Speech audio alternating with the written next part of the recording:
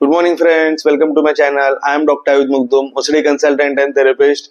दोस्तों, आज मैं आपसे बात करूंगा fear in anxiety disorder and OCD disorder. तो सबसे पहले ये टॉपिक चालू करने के पहले मैं आपको एक सवाल पूछना चाहता हूं।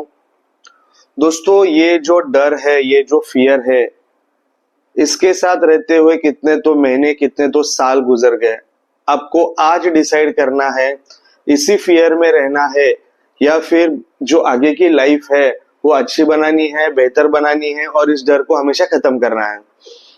तो चलो दोस्तों, मैं आज का ये टॉपिक चालू कर देता हूँ। Fear in OCD and anxiety disorder. ये जो फियर है, जो आपको फियर है, आपने कितना भी चाहे आपके फैमिली में कितना भी बताओ, वो नहीं समझ सकते। आपके भाई बहन हो, आपके मॉम डैड हो, हस्बैंड वाइफ हो, वो यही बोलेंगे कि ठीक है, ये ठीक हो जाएगा। उनको इतनी इसकी सीरियसनेस कभी समझ ही नहीं आएगी। वो बोलेंगे कि ये मत करो, वो मत करो, ऐसा थॉट आ रहा है तो मत करो। दोस्तों, उनको कभी समझेगा ही नहीं कि आपके अंदर जो घमासान युद्ध चालू है, जो थॉट में जो झगड़ा चालू है, जो आपके ब्रेन में जो हो रहा है, ठीक है, उसको सिर्फ वही इंसान समझ सकता है। और जो थेरेपिस्ट है, उनके सिर्फ उनको पता चल सकता है कि वो पेशेंट में एक्चुअली हो क्या रहा है, वो क्या स्ट्रेस से गुजर रहा है। उसकी इंफॉर्मेशन सिर्फ वो पेशेंट और उनके थेरेपिस्ट उनको ही पता रहता है। तो दोस्तों, ये जो फियर है, इसको आपको समझना होगा, ये कैसे काम करता है और इसमें आप क्या करके इस फियर को निकाल सकते हो। तो ये जो फियर है, ये ब्रेन में एक सेंटर होता है, उसको बोलते हैं एमिगडाला। तो पूरा फियर है ना, एमिगडाला कंट्रोल करता है। तो दो टाइप के फियर होते हैं दोस्तों, एक होता है रियल फियर और एक होता है साइकोलॉजिकल फियर। मैं इसको आपको एग्जांपल के द्वारा समझाना चाहूंगा। जो रियल फियर होता है, समझो आप जंगल में गए हो, जंगल सफारी कर रहे हो और आपको शेर दिख गया। आपको वहां पे शेर दिख गया और आपको डर लग रहा है कि कहीं मुझे शेर खाना जाए, ठीक है, कहीं मेरे पे शेर हमला ना कर दे। ये जो डर है दोस्तों, वो एक रियल फियर है, क्योंकि वो घटना घट सकती है, हो सकती है। तो दोस्तों, ये चीजें और ये फियर अगर सबको आता है, that is a real fear, ठीक है। वो हो सकता है, किसी के साथ भी हो सकता है। माना कि वो जो सफारी में जाते हैं उसमें कुछ होता नहीं, आप बिल्कुल सेफ रहते हो, लेकिन शेर देखने के बाद एक डर होना, दैट इज नॉर्मल, ठीक है। लेकिन अभी आप घर पे बैठे हो, ठीक है, और आपको घर पे बैठ के कुछ भी मोबाइल में या टीवी में शेर से रिलेटेड कोई भी चीज आप देख रहे हो और आपको डर लग रहा है कि शेर मुझे आके खाना जाए, तो दोस्तों ये साइकोलॉजिकल फियर है।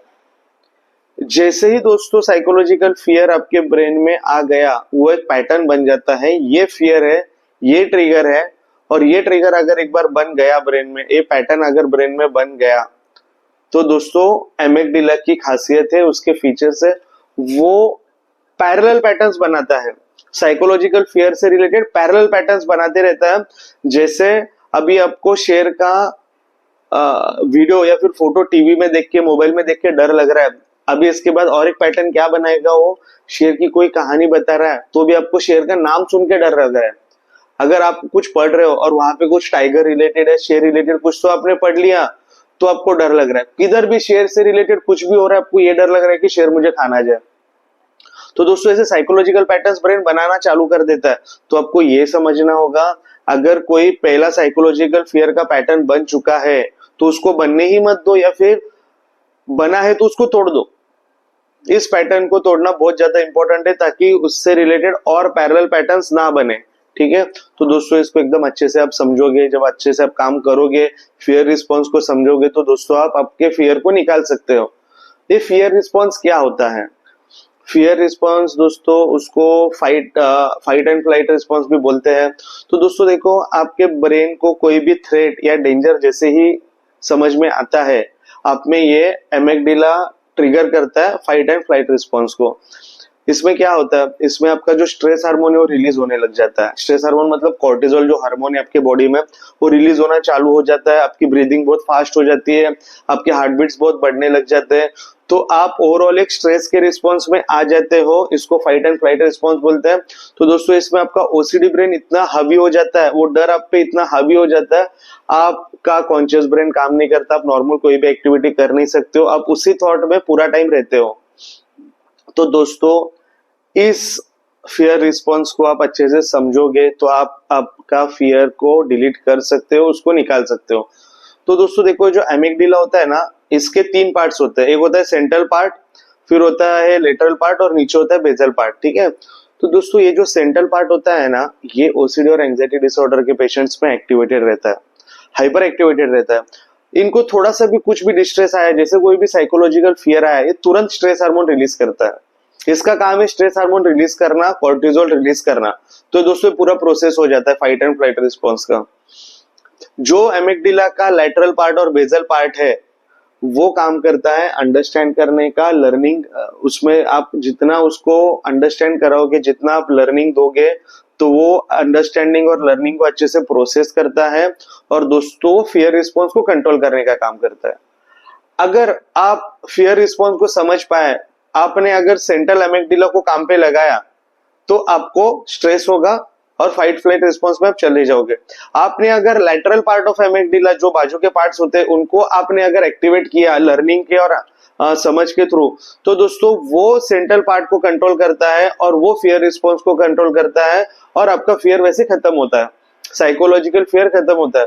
इसलिए दोस्तों मैं बहुत बार बोलता हूँ, मेरे हमेशा पेशेंट्स को यही कहना है कि आपको अगर ओसीडी को खत्म करना है, एंजाइटी डिसऑर्डर को खत्म करना है, तो वो कैसे काम करता है उसको समझना होगा। फियर कैसे काम करता है, ओसीडी कैसे काम करता है, दोस्तों जिस दिन आप समझोगे उस दिन आप आपका साइकोलॉजिकल डर निकाल सकते हो, आपका ओसीडी ठीक कर सकते हो।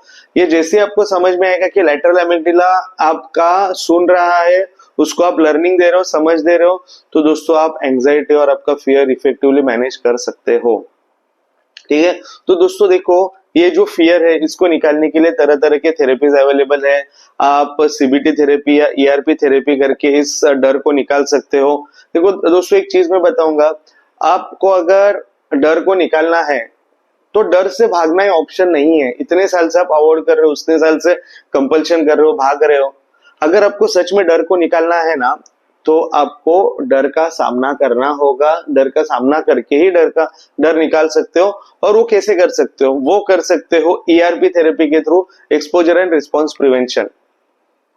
तो दोस्तों आपको मैं यही चीज बताना चाहूंगा, आपको ये चीज आप डिसाइड करना है कि कितने साल, कितने महीने हो गए आप इस डर के अंदर जी रहे हो या एंजाइटी के अंदर जी रहे हो।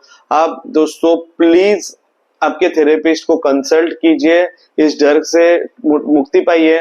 इस डर को निकालना है तो आपको थेरेपी लेना पड़ेगा। आपको कोई ओसीडी थेरेपिस्ट या कोई ऐसे साइकोलॉजिस्ट नहीं मिल रहे, तो दोस्तों इधर मेरा नंबर दिया गया है, मेरे नंबर पे कांटेक्ट कीजिए, मेरा अपॉइंटमेंट बुक कीजिए। और दोस्तों इस डर को हमेशा के लिए टाटा बाय बाय कीजिएगा।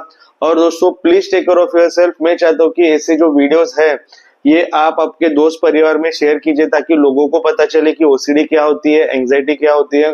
बहुत सारे लोगों को दोस्तों अभी भी अवेयरनेस नहीं है। बहुत सारे लोगों को जिसको पता है, जिसको जो अवेयर है, दोस्तों ट्रीटमेंट नहीं लेते हैं, थेरेपी नहीं लेते हैं।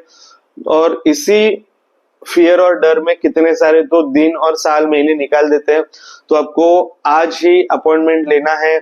आपके नियर बाय कोई भी कंसल्टेंट है, साइकोलॉजिस्ट है, साइकेट्रिस्ट है, उनका अपॉइंटमेंट लीजिए, नहीं तो मुझे कॉल कीजिए। और दोस्तों प्लीज थेरेपी लेके इसमें से बाहर जाइएगा। Please take care of yourself. इसी संदेश के साथ दोस्तों मैं आज का वीडियो समाप्त करना चाहता हूँ। थैंक यू सो मच, शुक्रिया।